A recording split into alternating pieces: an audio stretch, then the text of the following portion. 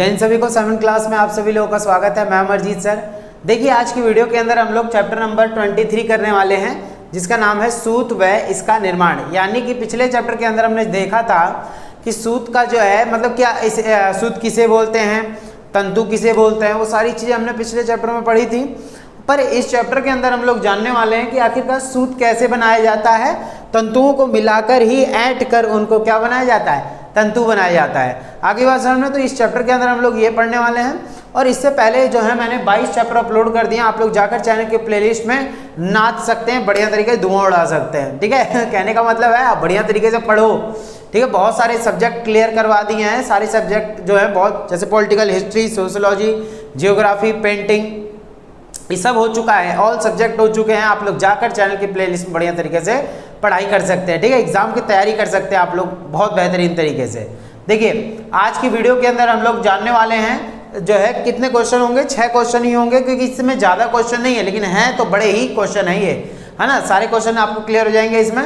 तो सबसे पहले जो हमारा जो क्वेश्चन बोल रहा है वो क्या है, सूत शब्द को परिभाषित कीजिए। आखिरकार सूत होता क्या है, कैसे बनता है और किसे कहा जाता है, वो जानने वाले हैं। चलिए देखते हैं हमारा पहला क्वेश्चन क्या बोलता है। ठीक है, आंसर आप लोग अपनी स्क्रीन पर देखिए। क्या बोला जा रहा है, सूत जो है शब्द को परिभाषित करना है, सूत किसे कहा जाता है। देखिए तो इसमें बोला जा रहा है कि वस्त्र निर्माण की मूलभूत इकाई तंतु होता है। यानी वस्त्र बनने से पहले ये जो हमने पहना हुआ है वो क्या है, वो परिधान होता है। इससे पहले ये क्या था, वस्त्र था, यानी कपड़ा था सिर्फ। ठीक है, उससे पहले वो क्या था, धागा था, धागे से पहले क्या था, तंतु था। तो कैसे कैसे बना है, तो तंतु से ही जो है क्या बना होता है, धागा बना होता है। देखिए तंतु जो है प्राकृतिक स्रोतों और पेड़ पौधों, जानवरों व खनिजों से प्राप्त किए जाते हैं।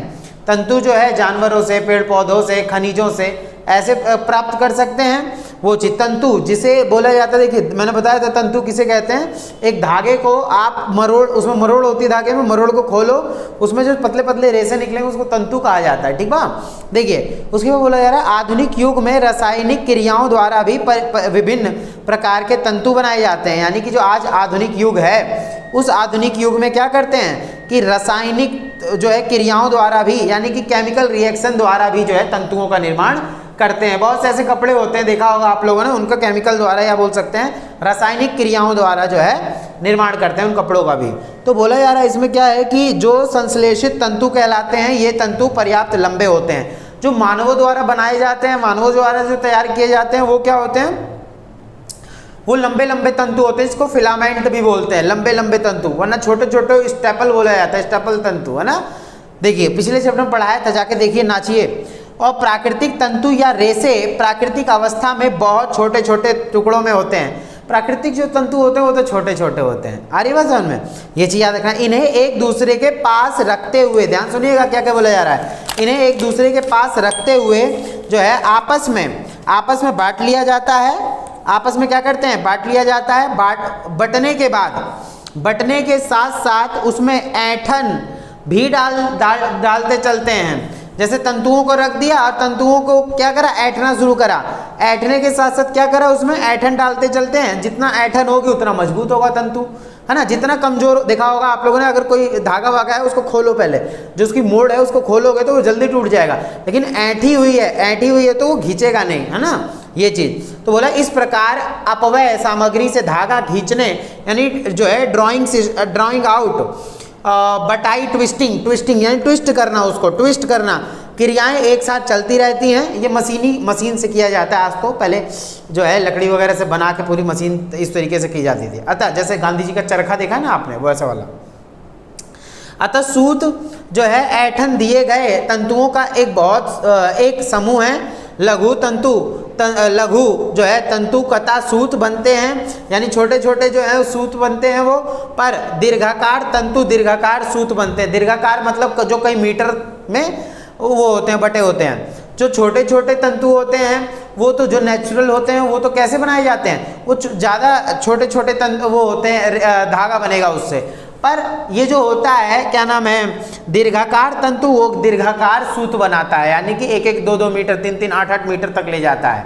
आगे बात समझ में। तो जो नेचुरल है वो थोड़ा छोटा सूत बनाएगा, और जो बड़े हो गए, जो वो मैनमेड हो गए, मनुष्यों द्वारा बनाया गया है आधुनिक युग में, तो वो क्या होते हैं, बड़े बड़े फिलामेंट जैसे बोला जाता है, वो ऐसे तंतु बनाते हैं, बड़े बड़े तंतु होते हैं वो। आगे बस में फैब्रिक्स होते हैं तंतु। आगे देखिए, अब आ जाता है इसमें कि दूसरा क्वेश्चन देखिए, है ना, दूसरा क्वेश्चन में क्या बोला जा रहा है, तो देखिए दूसरा जो क्वेश्चन है हमारा, लघु तंतु से सूत बनाने की प्रक्रिया बताइए। तो जो दूसरा क्वेश्चन है, लघु तंतु से सूत बनाने की प्रक्रिया क्या होती है। एक तो हमने जाना इसमें दो प्रकार के तंतु हो गए, एक तो स्टेपल तंतु और एक जो है फिलामेंट तंतु, वो तो एक छोटा एक बड़ा, वैसे ही एक लघु तंतु होता है और एक बड़ा तंतु बृहद तंतु होता है। तो लघु में छोटा तंतु पढ़ेंगे, उससे कैसे सूत बनाया जाता है। देखो लघु मतलब छोटा, लघु तंतु से सूत बनाने की प्रक्रिया बताइए। तो क्या है इसमें, ध्यान सुनिएगा, देखिए क्या बोला जा रहा है। देखिए तो इसके अंदर क्या जानना है हमें, देखिए तो बोला जा रहा है लघु तंतु से सूत बनाने की प्रक्रिया में क्या बताना है। तो प्रत्येक वर्ग के तंतुओं, आंसर आप लोग को दिख ही रहा होगा, क्या बोला जाए, देखिए प्रत्येक वर्ग के तंतुओं की लंबाई दूसरे वर्ग से भिन्न होती है। यानी क्या है इसके अंदर कि प्रत्येक वर्ग के तंतुओं की लंबाई एक दूसरे से अलग अलग होती है, यानी हर तंतु एक जितना आकार का थोड़ी ना होता है ये चीज। उदाहरण के तौर पे बोला जाए, कपास का तंतु आधे इंच से लेकर 2.5 इंच तक होता है, आधे इंच से लेकर 2.5 इंच तक का तंतु होता है किसका, कपास का। उसके बाद लेकिन ऊन का तंतु उससे बहुत लंबा होता है, वह 1 इंच से 8 इंच तक लंबा हो जाता है। जो बातें बोल रहा हूँ एक एक करके ढंग से सुनते रहना आप लोग, ठीक है, तभी क्लियर हो जाएगा। फिर कुछ ऐसा होता है जैसे 1 इंच से 8 इंच तक जो है लंबा चला जाता है, ऊन का तंतु बोल रहे हैं। कपास का आधा से 2.5 इंच तक ऊन का तंतु, क्योंकि ऊन देखा होगा फैलता भी है काफ़ी ज़्यादा, है ना, ऊन का तंतु 1 इंच से 8 इंच तक जाता है। उसके बाद वह प्रकृति पद्धत इन छोटे छोटे रेशों को स्टेपल फाइबर कहते हैं। जो छोटे छोटे तंतु होते हैं उसको स्टेपल फाइबर कहते हैं, स्टेपल। पर जो बड़े होते हैं उसको फिलामेंट। जैसे इन नन्हे रेशों से निर्मित धागे स्पंद धागे जो है कहलाते हैं। देख आप ये पिक्चर भी देख सकते हो, क्या कहा जाता है उसको, स्पंद धागे कहलाते हैं। मानव निर्मित सूत अविरल लंबाई का होता है, जो मानवों द्वारा बनाया जाता है वो लंबे लंबे फिलामेंट टाइप के होते हैं, इन्हें तंतु फिलामेंट भी कहते हैं। क्लियर हो गया ना, ये चीज याद रखिएगा। तो उसमें बोला यार लघु तंतुओं से सूत बनाना, कैसे बनाया जाता है लघु तंतुओं से सूत, वो देखिए जरा आप लोग। तो बोला जा रहा है सर्वप्रथम प्राकृतिक तंतुओं को सुलझाया। पहले तो प्राकृतिक जो तंतु है पहले उसको सुलझाओ, ठीक है, कपास वगैरह उसको सुलझाओ, ठीक है। फिर उसके बाद क्या करना है, समानांतर किया जाता है, सब बराबर किया जाता है, उसको फैलाया जाता है। इस क्रिया को जो है कार्डिंग की क्रिया कहलाती है। इस क्रिया को क्या कहते हैं, कार्डिंग क्रिया। कार्डिंग यानी मशीनों द्वारा किया जाता है सारी चीज़ें, है ना। उसके बाद अब साफ समानांतर किए हुए रेशों को कीप में से निकालकर मोटी गोलाकार पट्टी के आकार का बना लिया जाता है। ये अब क्या करते हैं, कीप जैसा होता है, जैसे कीप पता है ना आपको, इस आकार की कीप होती है, तो वैसे उसमें डाल के क्या किया जाता है, मशीनों द्वारा ही होता है, सारा प्रोसेस बताया जा रहा है। झाड़ू के बराबर मोटाई, यानी झाड़ू की मोटाई इतनी होती है, तो झाड़ू के बराबर मोटाई की रेशों की यह डोरी कार्ड स्लाइवर मशीन का एक नाम हो गया, पद्धति हो गई, प्रोसेस हो गया उसको धागा बनाने का। कार्ड स्लाइवर जो है स्लीवर कहलाती है। इससे रेसे और अधिक पास सट जाते हैं। इससे क्या होगा, रेसे जो दूर है वो और नज़दीक आके ऐंठन होने शुरू हो जाएगी उसमें। इसके बाद रेसों पर कंघी कॉम्बिंग की जाती है ताकि वो बराबर की, ऐंठन से पहले कॉम्बिंग होगी, कंघी की जाएगी। मशीनी से ही होता है आजकल तो सारा, कंघी की जाती है ताकि वो रेसे बराबर, जैसे बाल में कंघी करते हैं ना, सारा बाल सीधा करने के लिए, फंसा वसा ना हो, ऐसे कॉम्बिंग की जाती है। इससे रेसे और अधिक सीधे और समानांतर हो जाते हैं, रेसे सीधे हो जाएंगे। फिर क्या होगा सोच के देखो, फिर साथ ही बहुत ही छोटे छोटे रेसे छटकर अलग अलग हो जाते हैं, और जो शेष जो रेसे बचे हुए लंबे लंबे, उनको क्या करते हैं देखो, या तंतु एक बराबर लंबाई के तथा समान रूप से चिकने और समानांतर हो जाते हैं। कॉम्बिंग प्रक्रिया के फलस्वरूप तैयार पुनिया कॉर्ड स्लाइवर कहलाती है। यानी कि इसी को कॉर्ड स्लाइवर कहते हैं, जिसमें क्या होता है, जिस पद्धति के द्वारा जो सूत है उसमें ऐंठन पैदा की जाती है, छोटे छोटे तंतुओं को जोड़ जोड़ के जो है बड़ा किया जाता है ऐंठन करके। इन पुनियों पर प्रथम बार हल्का घुमाव या ऐंठन दी जाती है। पहले ये नहीं कि डायरेक्ट टाइट ऐंठ दिया, इन्हीं फुनियों को, छोटे छोटे फुनियों को ही क्या कहते हैं, पुनिया बोल रखे उसको। धीरे धीरे ऐंठा जाएगा ताकि और नज़दीक आते रहें, फिर उसके बाद क्या होगा, हीरोइन बना देंगे उसको। मतलब क्या है देखो, अब बॉबिन में देखो, जो बच्चे जो सभी सिलाई वाला करते हैं, बाइबिन होती है, बॉबिन बोलते हैं, पता नहीं क्या क्या बोलते हैं उसको, उसमें क्या होता है, रील जैसे भरते नहीं है वैसी वाली टिप। तो अब बॉबिनों को जो है रोबिंग फ्रेम पर चढ़ा पुनियों में मोटे धागे बनाए जाते हैं। धागे को और अधिक खींचा जाता है ताकि वो और टाइट हो सके, और प्रत्येक बार धागा महीन होता चलता जाता है और उस पर बटाई भी होती है, यानी धागे अलग अलग भी लगातार किए जाते हैं ताकि रेशा जो तंतु था वो रेशे में बदल रहा है, रेशा जो है धागे में बदल रहा है, ये चीज़ है। लेकिन अभी भी यह धागा न कहलाकर कच्चा सूत ही है, धागे की जगह वो अभी भी कच्चा सूत ही है, पर उसे धागा कब बनाया जाएगा देखिए। तो ये चीज़ है। अब मानव निर्मित दीर्घाकार सूत आता है, एक मानव भी निर्मित करता है दीर्घाकार सूत, ये तो लघु है, अभी दीर्घाकार इसमें पूछा नहीं था लेकिन मैं बता देता हूँ। देखो, लघु तंतु से सूत बनाने की प्रक्रिया बता दी, तो इसी धीरे धीरे ही करके सूत का निर्माण करते हैं अलग अलग मशीनों के द्वारा, पहले हाथों से किया जाता था ये सब। अब एक मानव निर्मित है, तो मैंने बताया था लघु तंतु को स्टेपल तंतु भी कहते हैं, और मानव निर्मित जो है उसको फिलामेंट तंतु भी कहते हैं, जैसे बड़े बड़े रेशे होते हैं उसके। देखिए, मानव निर्मित दीर्घाकार सूत मानव निर्मित कताई रासायनिक प्रक्रिया द्वारा होती है, जैसे हलवाई बेसन को गाढ़ा घोलकर, देखो हलवाई क्या करता है, इमेजिन करना, हलवाई क्या करता है, बेसन को गाढ़ा घोल लेता है, फिर क्या करता है, जैसे हलवाई बेसन को गाढ़ा घोलकर छन्नी में से छानकर तेल में तलकर बूंदी बनाता है। देखा होगा आप लोग, बूंदी वगैरह बनाई जाती है ऐसे छन्नी में, छन ऐसे करेगा, सारा बूंदी बूंद बूंद की तरह तेल में गिरता है, वो छनता है। वैसी क्या होता है, तेल में तलकर बूंदी बनाता है। तो रासायनिक कताई की प्रक्रिया भी कुछ इसी प्रकार की होती है, जैसे कुछ केमिकल वगैरह डाल के जो भी होता है उसमें सूत वगैरह मतलब तंतु वगैरह जोड़ के छलनी जैसा लंबा लंबा गिराया जाता है, उसको पतले पतले रेशे बनते हैं। आपने प्लास्टिक वाली रस्सी देखी है ना, प्लास्टिक वाली रस्सी, उसके अंदर एक सिंगल तार को ही, मतलब एक सिंगल उसको फिलामेंट को ही बोल सकते हैं, वो ऐंठा जाता है एक एक में ही, फिर उस एक एक को दूसरे में ऐंठा जाता है, तीसरे को, तो एक एक बना लिया जाता है। ऐसे मान लो 5-6 लाइन बना ली पतली पतली वाली, ठीक है, उसमें भी ऐंठन है एक एक में भी। अब उन एक को दूसरे के साथ, दूसरे को तीसरे, 6-7 ऐसी लाइनें मोड़ के एक मोटी रस्सी बना दी जाती है, सबको पता होगा ये बात। ऐसी धागे का भी सिस्टम होता है। तो बोला जा रहा है कच्चे पदार्थों से तैयार कताई का घोल छलनी से जो है निकाला जाता है, छिद्रों से, यानी छेद जो होते हैं, छिद्रों से निकलने के साथ ही घोल ठोस धागे के रूप में परिवर्तित हो जाता है, जिन्हें दीर्घाकार तंतु, इन दीर्घाकार तंतुओं को एक साथ ऐंठन देकर एक मजबूत और उच्च कोटि की सूत का निर्माण कर लिया जाता है। उच्च कोटि यानी हाई क्वालिटी की सूत का निर्माण कर लिया जाता है, कच्ची नहीं होती, पक्की होती है ये। आगे बस चलिए, तो ये चीज़ हमें याद रखना, ठीक है। 2 क्वेश्चन हो गए हैं, उम्मीद करता हूँ सबको समझ में आ रहा होगा बढ़िया तरीके से। आगे बस समझ में, देखिए अब आ जाएगा इसमें, प्रकाशित सूत से बने कपड़े पहनने में ज़्यादा आरामदायक क्यों होते हैं। तो ये प्रकाशित सूत जो है, प्रकाशित सूत किसे कहते हैं वो अभी बताऊंगा मैं, और ये ज़्यादा आरामदायक क्यों होते हैं, तो ये क्यों होते हैं ये ध्यान सुनिएगा, इंपॉर्टेंट बता देते हैं। देखिए ध्यान सुनिएगा, प्रकाशित ये क्या होता है, टेक्सचर्ड सूत होती है। देखिए, तो बोला जा रहा है जब स्वेटर को उधेड़ा जाता है, इमेजिन करते रहना साथ साथ, देखिए जब स्वेटर को उधेड़ा जाता है तो ऊन बुनाई करते समय तो सीधी थी, जब सिलाई वगैरह करते हैं, ऊन स्वेटर बुनते हैं तो उस टाइम तो वो ऊन सीधी थी ना, जब ऊन को उधेड़ते हैं वो कैसे हो जाती है, डिंग डोंग हो जाती है हीरोइन की तरह। तो देखिए जरा क्या होता है इसमें, जब स्वेटर को उधेड़ा जाता है तो जो ऊन बुनाई करते समय सीधी थी घुमावदार बनकर निकलती है। अब कभी किसी ने ये जो है स्वेटर उधेड़ा होगा तो पता होगा, उसमें जो है धागे टेढ़े मेढ़े हो जाते हैं ऊन। इस सूत यानी ऊन को प्रकाशित सूत कहा जाता है, यही टेढ़े मेढ़े को क्या कहा जाता है, प्रकाशित सूत कहा जाता है। आगे बात समझ, देखिए अब प्रकाशित जो, देखिए इसमें अब क्या है कि प्रकाशितता क्या होती है। प्रकाशितता में मानव निर्मित दीर्घाकार तंतुओं पर ट्रीटमेंट द्वारा उनमें क्या करा जाता है, देखिए ट्रीटमेंट करके इन्हीं को क्या बनाया जाता है, घुंघराला बनाया जाता है, जो है फलदार या वलय या लहर पैदा की जाती है उसमें।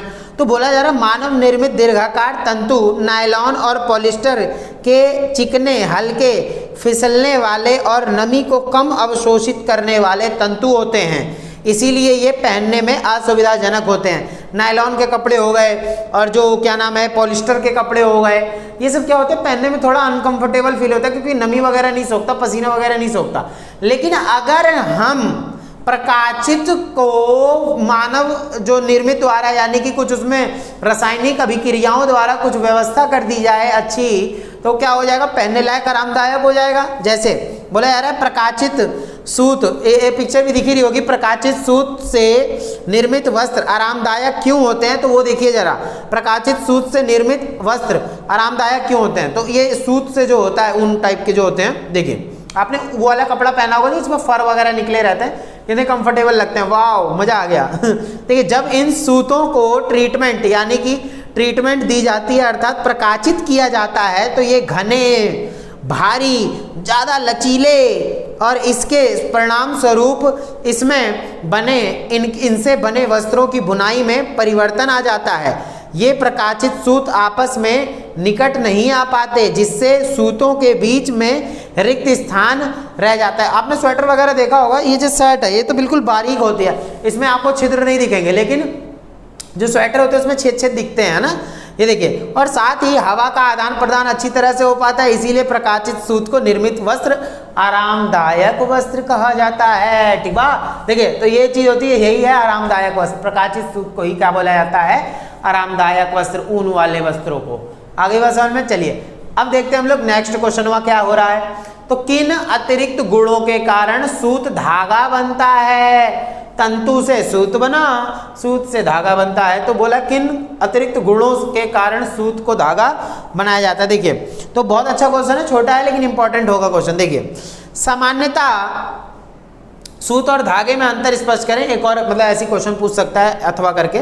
देखिए सामान्यतः धागा और सूत शब्दों का प्रयोग एक दूसरे के स्थान पर कर लिया जाता है, जबकि दोनों में समानता है, तो परंतु क्या होता है, दोनों एक ही नहीं होते। सूत जो होता है धागे की प्रारंभिक अवस्था है, धागा बनने से पहले वो सूत था, अभी कच्चा था, लेकिन जब धागा बनता है तो वो टाइट हो जाता है, मतलब मजबूत।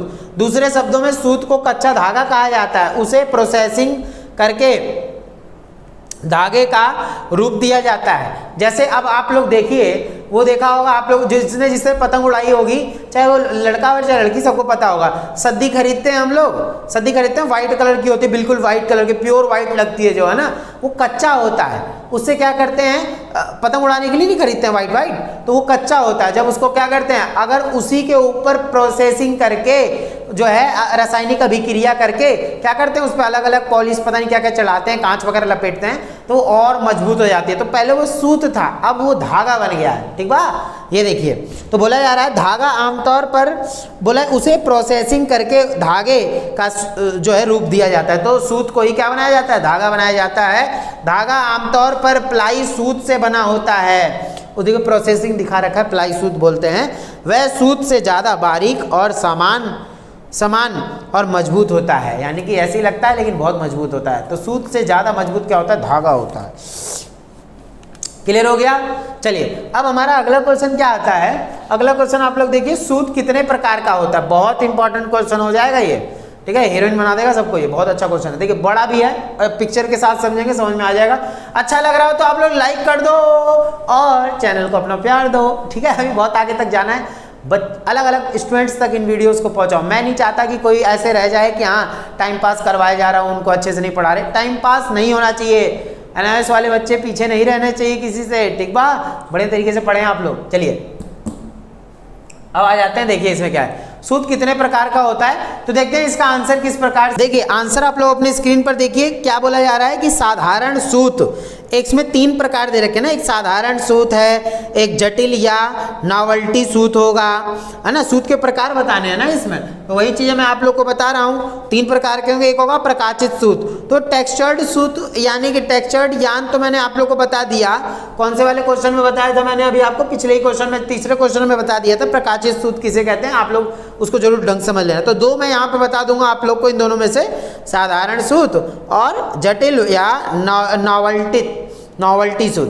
तो सबसे पहले देखते हैं साधारण सूत किसे कहा जाता है। देखिए जरा, बोला जा रहा है वह सूत जो चिकना व एकसार हो और जिसमें जो है समान रूप से ऐंठन हो, यानी कि ऐसा सूत जिसमें ऐंठन हो, साधारण सूत कहलाता है, यानी कि ऐंठन हो और वो क्या कहलाएगा, साधारण सूत कहलाएगा।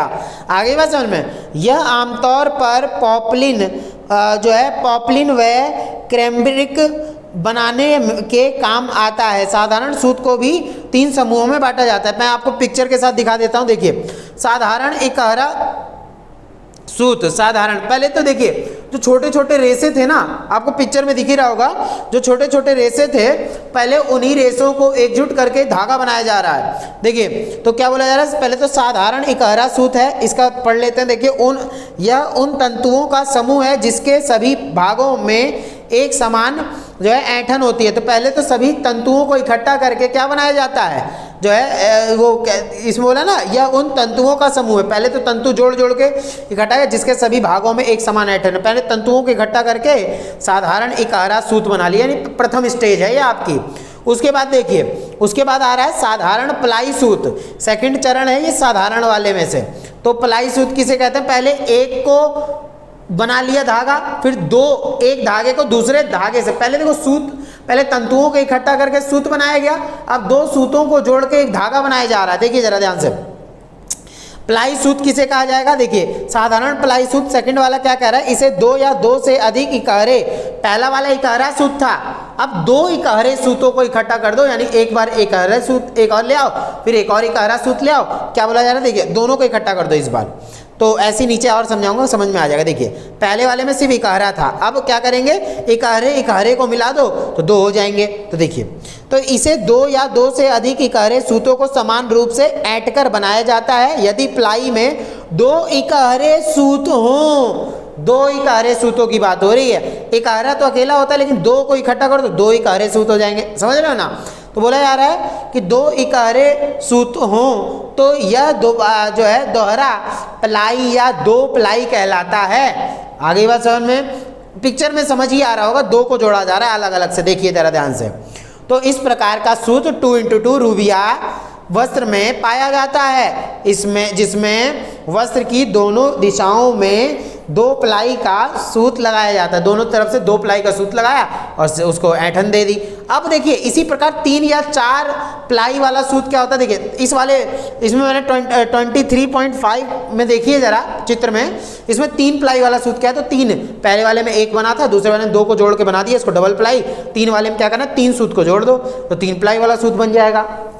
समझ में आ रहा है कि नहीं आ रहा। अब ऐसे 4 प्लाई वाला सूत देख लो, वही उसके बगल में है। तो कॉमन सेंस लगाना बहुत इजी है सारी चीज़ें। देखिए तो उसके बाद ये हो जाएगा, बोला जा रहा है एक साधारण कार्ड सूत 2 या अधिक प्लाई सूतों को जो है एक साथ मिलाकर, देखिए क्या बोला जा रहा है कि साधारण कार्ड सूत को 2 या 2 से अधिक, देखिए जब एक पूरा बंडल बन जाएगा, जैसे 23.6 वाला जो मैंने बताया 4 सूतों को मिलाकर एक तैयार हो गया था ना, ऐसी मान लो 3 सूतों को मिलाकर जो है एक प्लाई सूत तैयार हो गई थी। अब क्या करना है आपको कि 3 सूत को इकट्ठा कर, 3 सूत वाला जो है उसको एक बंडल ले लिया, फिर 3 सूत वाला एक बंडल, फिर 3 सूत वाला एक बंडल, नीचे आपको दिख ही रहा होगा, बताने के उतना कोई वजह नहीं है। देखिए तो बोला जा रहा है एक साधारण कॉर्ड सूत 2 या अधिक प्लाई सूतों को एक साथ ऐंठकर बनाया जाता है। कार्ड सूत को देखने के लिए कपड़े सूखने की डोरी लें और उसे खोल कर देखें। जो कपड़ा हम जिस पे सुखाते हैं ना, आप लोग वो देखा होगा, चाहे वो प्लास्टिक की हो चाहे वैसे कपड़े की हो, तो आपने एग्जाम्पल के तौर पे उसको देख सकते हो कितना ज़्यादा जो है ऐंठन होती है उनमें। तो ये मोटी वाली रस्सी बन जाएगी, क्यों, तो ऐसी छोटे छोटे को तोड़ के मजबूत बना देते हैं। तो वही कार्ड सूत के लिए बोल रखा है यहाँ पे नीचे, कार्ड सूत बनाने के लिए 2 या अधिक प्लाई सूतों को, तो कार्ड सूत बनाना है तो प्लाई सूत ले आओ, है ना, इसको ऐंठन दें और कार्ड सूत तैयार हो जाएगा। ठीक है, एक आता है नेक्स्ट हमारा सेकंड जो बताया था मैंने, दूसरे प्रकार का सूत, तो जटिल सूत या नावल्टी सूत किसे कहते हैं, ध्यान सुनिएगा बहुत इजी है, तुरंत क्लियर हो जाएगा, तभी तो हीरो हीरोइन बनोगे। देखिए तो जटिल सूत या नावल्टी सूत किसे कहते हैं, तो वस्त्र बनाने वाला सूत हमेशा चिकना व एक समान नहीं होता। ठीक है, देखते जाइए आंसर में आप लोग। एक खादी वस्त्र को उधेड़कर उनके सूत देखिए, पहले खादी वस्त्र लो, अगर घर में पड़ा हुआ खादी वस्त्र उठा के आपने उसको उधेड़ दिया तो आप फिर डंडा भी खाओगे अपनी मम्मी से है ना, ये चीज़ मत करना। फिर तो आप देखेंगे कि यह सूत एक समान ना होकर कहीं पतला है तो कहीं मोटा है, तो खादी वस्त्र ऐसे ही होता है। ठीक है। ऐसे सूत जटिल या नावल्टी सूत कहलाते हैं, जो एक तरफ से मोटा एक तरफ पतला हो, ऐसे बीच बीच में। जटिल सूत असमान होते हैं, जो कहीं मोटे कहीं पतले होने के अतिरिक्त घुंघराले, फंदेदार होते हैं, ऐंठनदार होते हैं और कई बार लंबाई में रंग की विभिन्नता लिए हुए होते हैं। धागे की इस सुंदरता के कारण इन जटिल धागों को वस्त्रों में सुंदर और नवीन प्रभाव के लिए प्रयोग किया जाता है। साधारण सूत की तरह जटिल सूत भी इकहरे और दोहरे होते हैं। इनमें भी होता है इकहरे और दोहरे, आ रही बात समझ में? इनमें भी होता है इकहरे और दोहरे। मतलब क्या हो गया कि जैसे अभी पहले वाले में समझाया था आपको, इसमें भी वही चीज़ होगा। तो देखो, इकहरा जटिल सूत, ये थोड़ा जटिल है ना, यानी कॉम्प्लिकेटेड, यानी थोड़ा सा हार्ड होगा, इसको थोड़ा कठिनाई से बनाया जाता होगा। आगे बात समझ में देखिए, तो बोला जा रहा है इकहरा जटिल सूत आमतौर पर जगह जगह पर असमान रूप से ऐंठन देकर मोटा या पतला किया जाता है। अलग अलग जगहों पे ऐंठन दे देते हैं, बीच बीच में भी ऐंठन। अभी पिक्चर दिखाऊंगा, समझ में आ जाएगा, सब हीरोइन बन जाओगे ना। देखिए, तो बोला जा रहा है कि जटिल प्लाई सूत पर विचार विमर्श करने से पहले याद करें कि प्लाई सूत दो या अधिक इकहरे समान रूप से ऐंठे हुए सूतों से बनता है। जटिल प्लाई में दो या अधिक जटिल सूत एक दूसरे के चारों ओर लिपटकर फंदे, छल्ले या गांठें बनाते हैं। तो देखिए, ये तो बहुत सारी चीज़ें इसमें दे रखी हैं। बहुत से बुनाई के धागे जटिल प्लाई सूत होते हैं, जो है स्वेटर में रुचिकर बुनते जो हैं बुनावट, जैसे देखा होगा स्वेटर वगैरह बुना जाता है तो बीच बीच में डिजाइन बना दिया जाता है, अलग अलग डिजाइन। क्यों? तो वही चीजें हैं। तो साधारण सूत की भांति जटिल सूत भी इकहरे या प्लाई सूत कहे जाते हैं। तो ऐसा नहीं है जटिल सूत सिर्फ मोटा ही होगा, नहीं, इसे भी इकहरा बनाया जाता है, फिर इकहरे को ही दूसरे में जोड़ के मोटा कर देते हैं। तो बोल रखा है आप सब ने एक अन्य प्रकार का सूत अवश्य देखा होगा, वह है कोर सूत। ये क्या होता है? देखो ध्यान सुनना, अपने पुराने मोजे ले लो, अपने घर में किसी का मत लेना, वरना उड़ा देंगे सब मार के जो पुराने हैं उसको लेना, इसीलिए किताब में पहली बार लगा है पुराने ले लो, है ना। तो देखिए, पुराने मोजे से इलास्टिक निकाल कर देखिए, आप देखेंगे कि इस इलास्टिक के ऊपर रबड़ वाला, जैसे आपने कुछ धागा वागा देखा होगा बीच में इलास्टिक लगा हुआ रबड़, उस पर कपड़े चढ़ाए हुए हैं, यानी धागा बना हुआ है। तो एक लेवल तक तो आप खींच लोगे, उससे ज़्यादा खींचोगे तो वो धागा खींचने लगेगा, तो धागा टाइट हो जाएगा, टूटने नहीं देगा उसको। कई इलास्टिक आप लोग जानते होंगे कैसा होता है। तो ऐसे सूत को कोर सूत कहते हैं तथा इसका जो है वर्गीकरण नावल्टी सूत के अंतर्गत किया जाता है। तो देखिए, अब क्या है इसमें, क्या बोला जा रहा है कि हाँ, सबसे पहले आपको चित्र दे रखा है कि देखिए इसमें क्या बोला गया है, स्लब सूत कहीं से मोटा कहीं से पतला बोला जा रहा है। स्पीरा जिम्प सूत कोमल मोटे सूत और कड़े बारीक सूत को ऐंठ कर बनाया सूत। तो ये आपको पहला पिक्चर दिख गया। अब दूसरा देखिए क्या बोला है 23.8 में क्या बोला है, इसमें देखो तो बाकले सूत क्या होता है, तो दो विभिन्न सूत मशीन में विभिन्न गति पर डाले जाते हैं जिससे लहरिएदार प्रभाव बनता है। देख रहे हो, एक बीच में है, उस पर लहरदार बन गया है। उसके बाद आ रहा है एक लूप सूत।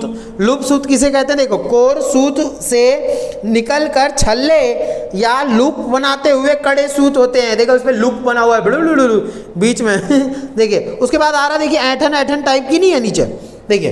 तो बोला है कि स्नाल सूत होता है, ये अत्यधिक ऐंठे हुए सूत होते हैं। तो इसको बोला जाता है कि बीच में गुजारा और उसके किनारे ऐंठ के डिजाइनदार बना देते हैं। उसी के बाद आता है नॉप सूत। नॉप सूत क्या होता है? आधारभूत सूत को तानकर उस पर तेज गति से नाप बनाई जाती है। बीच में इकट्ठा कर दिया, फिर फैला दिया, फिर इकट्ठा कर दिया, ऐसे डिजाइन एक अलग बन गई।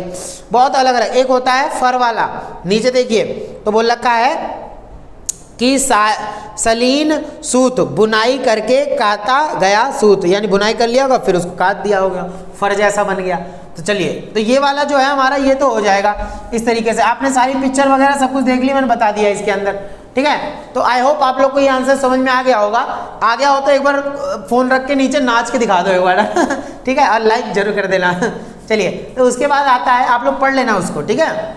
लास्ट क्वेश्चन आएगा, सूत की विशेषताओं व गुणों बताइए।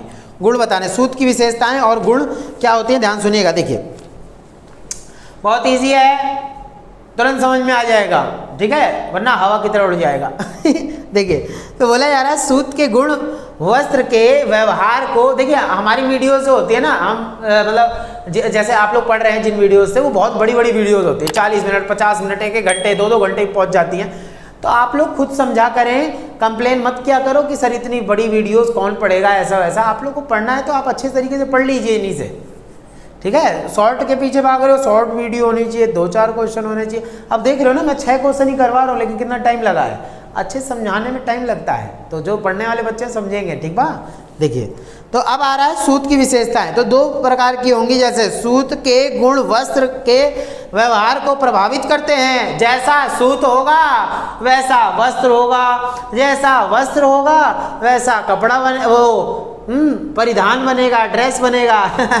देखिए तो उससे तंतु से सूत बना, सूत से धागा बना, धागे से कपड़ा बना, कपड़े से ड्रेस बनी, और ड्रेस पहन के आप लोग उड़ लो, हीरो बन लो, हीरोइन बन लो, क्या दिक्कत है। चलो तो उसके बाद वो लिखा है कि सूत के गुण वस्त्र के व्यवहार को प्रभावित करते हैं। सूत के 2 अति महत्वपूर्ण गुण होते हैं, एक मोटाई और बारीकी, ऐंठन की मात्रा। जो ज़्यादा ऐंठा रहेगा वो मजबूत सूत होगी। देखिए इन दोनों गुणों में परस्पर संबंध है। बोला जा रहा है सूत में जितनी ज़्यादा ऐंठन दी जाती है वह उतना ही अधिक बारीक और चिकना और मजबूत हो जाएगा। सूत को जितना अधिक खींचकर ऐंठन दी जाएगी वह उतना ही बारीक सूत तैयार होता है। लेकिन सूत में देखा होगा आपने, ऊनी जो कपड़े होते हैं उनको ज़्यादा नहीं खींचा जाता, इसीलिए तो इलास्टिक होती है उसमें, खींचे तो खींच जाएगा। शर्ट वगैरह खींचोगे तो ये तो फट जाएगी, आगे बात समझ में। तो ये चीज़ याद रखना है, ऊन को, वो ऊनी वाले कपड़े होते हैं उनको खींच जाएंगे, वो गैपिंग होती है उनमें, ऐंठ नहीं सकते, ऐंठ दोगे तो पूरा चुंगड़ जाएगा, ठीक है। देखिए और बोला जा रहा है कि लेकिन सूत में यदि अत्यधिक ऐंठन दी जाए तो उनमें सिलवट भी, ज़्यादा ऐंठ दोगे, एक लिमिट में ऐंठना चाहिए, ज़्यादा ऐंठ दोगे तो ऐंठन बन जाएगी, या मतलब सिलवट आ जाएगी। तो ऐसे सूत को क्रैप सूत कहते हैं, और इस सूत से आमतौर पर दुपट्टे के वस्त्र तैयार किए जाते हैं। तो अच्छा लगा हो तो दोबारा नहीं बोलूँगा, आप लोग समझ गए होंगे। ठीक है, अच्छे तरीके से बस 7 क्लास को अपना प्यार देते रहो, ऐसे ही पढ़ाता रहूँगा बढ़िया तरीके से, आप लोग बस पढ़ते जाएं। नोट्स चाहिए, बिल्कुल कोई 1 रुपये भी नहीं है, आप लोग आएँ व्हाट्सअप ग्रुप से ज्वाइन हो, नोट्स मिल जाएंगे, टेंशन फ्री रहना, बढ़िया तरीके से नाचो गाओ, हीरोइन बन जाओ, ठीक है। बढ़िया नंबर आने चाहिए 90 अबव, इसलिए थोड़ी ना पढ़ रहे हैं कि 33 लाना है 50 लाना है, परसेंटेज आनी चाहिए 90 से ऊपर, तब मज़ा आएगा, ठीक है। चलिए अब हम मिलेंगे नेक्स्ट चैप्टर के अंदर, 24 करेंगे। ये वाला चैप्टर हो गया सूत व इसका निर्माण, तो अब हम मिलेंगे नेक्स्ट चैप्टर के अंदर। तब तक के लिए जय हिंद, जय भारत।